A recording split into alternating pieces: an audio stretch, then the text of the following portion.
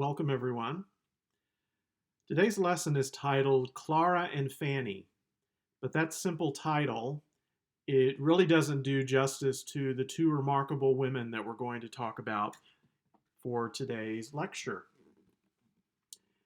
Fanny Mendelssohn Hensel and Clara Schumann. It'll probably come as no surprise, given what we've talked about in class, that the opportunities for women throughout the history of music have often been limited by their gender. And although things have improved dramatically in the 20th century, we still don't have nearly as many women conductors, many women composers. We don't have nearly as much representation on programs of women as we should. And so I like to, within our various semesters of music history, be able to talk about, whenever possible, the contributions of women. And when we discuss the early Romantic period, I really don't think that we can talk about it in a complete, comprehensive way without considering the amazing contributions of these two women. I want to actually start with Fanny Mendelssohn Hensel. So, of course, when you see the Mendelssohn name, immediately you think of her brother Felix. So Fanny was Felix's older sister. They grew up in very similar circumstances. As a matter of fact, the Mendelssohn family came from a very wealthy Jewish background. Her father was in banking, and her grandfather was Moses Mendelssohn, a very well-known philosopher. And so the Mendelssohn family had many wonderful advantages, which allowed both Fanny and her brother Felix to do extensive traveling, to study with the finest teachers and tutors that they could find, and to befriend some of the great poets and musicians and painters of European society in that time. And so although Fanny had a musical education, not that different from that of her brother, because of her gender, she was severely limited from being able to practice her work as a composer and performer. So most of the approximately 400 pieces that she wrote in her short lifetime were composed for private events, either at the Mendelssohn home or the homes of friends and associates of the family. And in a sad commentary on the view of women in this period, many of her pieces were left unpublished at the time of her death, and we're still to this day discovering music by women composers that deserves to be heard. In keeping with the sort of the standards of the time, and I'll talk about Clara separately in just a minute, but in keeping with the standards of the time, female composers, when they did have the opportunity to compose, tended to focus almost exclusively on the smaller genres, the smaller types of works, in particular Lieder, so German songs, and piano character pieces. We talked in the last video about a character piece, so short compositions for piano that are not sonatas, but often have fanciful titles associated with them that may be inspired by poetry or the seasons of the year or something like that. So although in the case of Clara, she did attempt to write some larger pieces, and I'll talk about that in just a minute, most of the compositions that we have that survive by these women and other women composers have been smaller compositions. So I thought we would listen to one example of Fanny's music, and in hopes that you'll go back and listen to other pieces. And this is one of her songs. It's a piece called Mountain Yearning, or Bergeslust. She actually wrote this song at the very end of her life, and it's very typical of her style. It's very beautiful and lyrical. The poetry is by a well-known poet of the time who Robert Schumann set to music several times, named Eichendorff. And the structure of it is very clearly in modified strophic. So Bergeslust, or Mountain Yearning, is about the desire that all of us have to escape everyday life, and we look up and we see the birds and they're able to fly away and escape all of the difficulties that we have on Earth, and especially those of us dealing right now with the global pandemic, I think can relate to that. So we're going to listen to Bergeslust by Fanny Mendelssohn Hensel.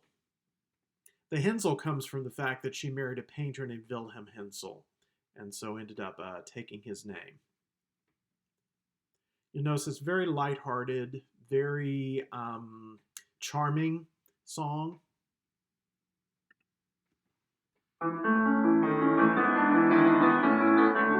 verse. Du hast von mir zu schauen, weit über Wald und Strom, auch über sich den blauen, den klaren Himmelsturm, auch über sich den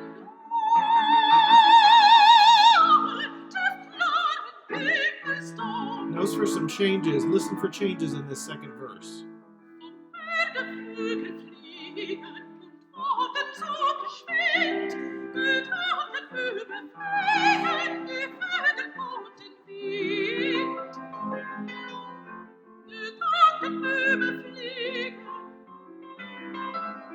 Die Vögel und den Wind, die Vögel und den Wind.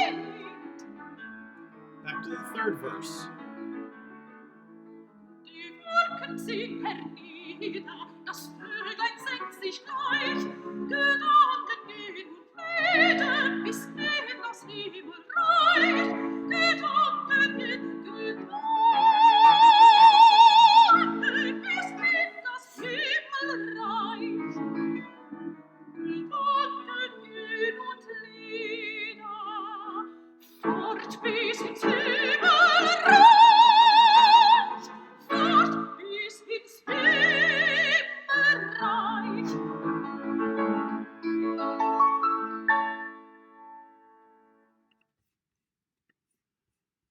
There are several hundred other wonderful songs by Fanny Mendelssohn Hensel just waiting to be discovered. But if you noticed in the second verse, she moves very briefly to the parallel minor. So the main key of the song is A major. So she moves briefly into the parallel minor and then modulates to C major. And so that's a really good example of the concept of modified strophic, where you'll have one verse that is altered in some way, and then in the final verse you return to the same music that you heard at the beginning. The last piece that I want to mention by Fanny Mendelssohn, in the hopes that you'll go and listen to it on your own, is her most famous collection of piano character pieces. This is called The Year, or in German, Das Jahr. She was inspired to write this piece by her travels and by her love of nature. And so there's a piece for every month of the year, as well as a concluding movement.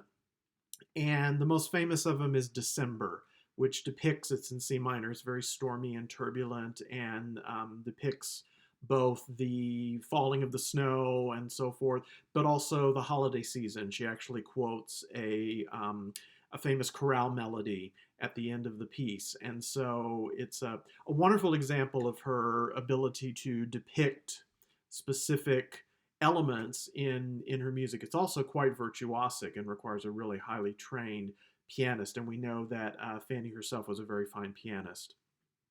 So those are just a couple of short examples of Fanny Mendelssohn Hensel's wonderful music. Now I'd like to talk about Clara Schumann, one of the truly greatest and most extraordinary composers in the early 19th century, I would say, of any gender. And she, after her death and for more than 100 years after her death, she was mostly known as the widow of Robert Schumann. The two of them married in 1840, as I talked about in my last video. Clara, who was a very gifted concert pianist, admired not only by the contemporaries of her time that we haven't heard of, but the ones that we definitely have heard of. People like Franz Liszt were huge admirers of Clara Schumann's ability as a pianist. She often performed recitals, both when Schumann was alive and then after his death, and would perform, many of the so-called classics of the era, Bach and Beethoven. But she also would perform music that she had written, music that her husband had written, and music that their friend Johannes Brahms had composed. And she outlived her husband by several decades, as you can see by her birth and death dates. Like Fanny, though, she tended to focus almost exclusively on the songs and the piano pieces, although she did break free from those constraints on a couple of occasions. I want us to listen to a couple of excerpts of music by Clara Schumann.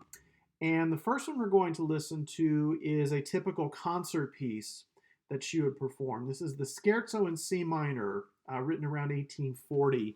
So you may remember from one of our previous videos, I was talking about the idea of the scherzo was something that really Beethoven helped to introduce into music as a heightened, if you will, version of the minuet. It's in triple meter like a minuet, but it's much faster. In the mid to late 19th century, the scherzo started to become a very popular solo piano piece. So we have examples by Chopin, we have examples by Brahms, and here is an example by Clara Schumann. It definitely requires a tremendous dexterity across the entire range of the keyboard. It's very turbulent and stormy. And as is the case with many of the character pieces by composers in the 19th century, it's in a ternary form. So we have the opening A section, a strongly contrasting, more lyrical B section, and then a return to the opening. We'll only listen to a bit of the A section. Clara Schumann's Scherzo No. 2 in C minor, Opus 14.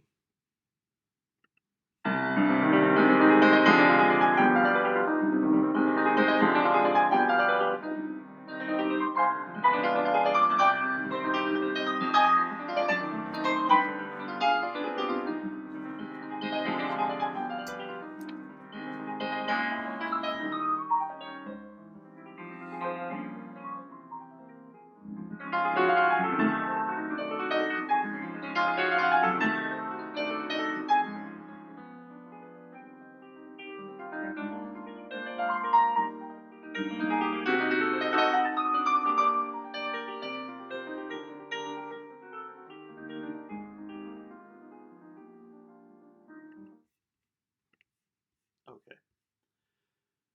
She wrote two scherzi. That one and another one in D minor. Both are terrific pieces and would have an influence on pianists in the next generation in the mid to late 19th century.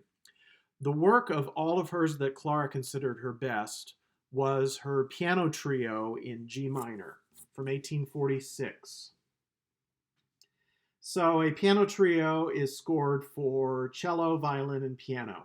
Many great composers throughout history have written piano trios: Ravel, Shostakovich, Beethoven. Clara was very influenced in writing this piece by the wonderful chamber pieces that her husband Robert had written. And so it's in a four movement design. We're going to listen to the third movement, which is the slow movement, the Andante. It's very clearly in an ABA structure. Clara allows all of the instruments to shine at one time or another. So you'll hear the violin with the melody at the beginning, and then in the final A section, the cello actually takes up the melody. This has been described as a song without words, and I think it really is. It fits. It has a very very song-like, leader-like quality with the lyricism of the three parts. And so we're only going to listen to the opening of the A section of the piano trio in G minor, Opus 17, Movement 3.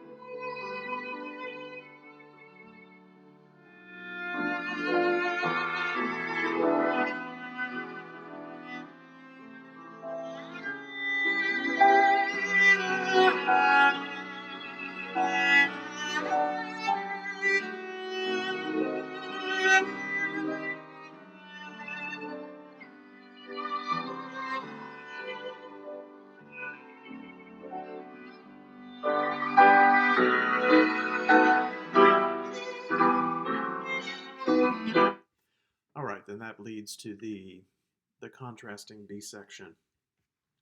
I wanted to close with some commentary from the Norton Anthology by Professor Burkholder, who I think summarizes the relationship of Robert and Clara, and also some of Clara's own feelings about her compositions, which were not consistent throughout her life. We see sometimes when she's very enthusiastic about the music that she's writing, and then other times when she's highly self-critical. This is what he says. An enlightened husband by the standards of his time, Robert encouraged her work as both a performer and a composer. Yet his work took precedence, and Clara sometimes had difficulty finding the time to practice or compose. And I would add, especially the fact that they had 8 children, made that a bit of a challenge. She also had accepted the common contemporary belief that women were incapable of greatness as composers.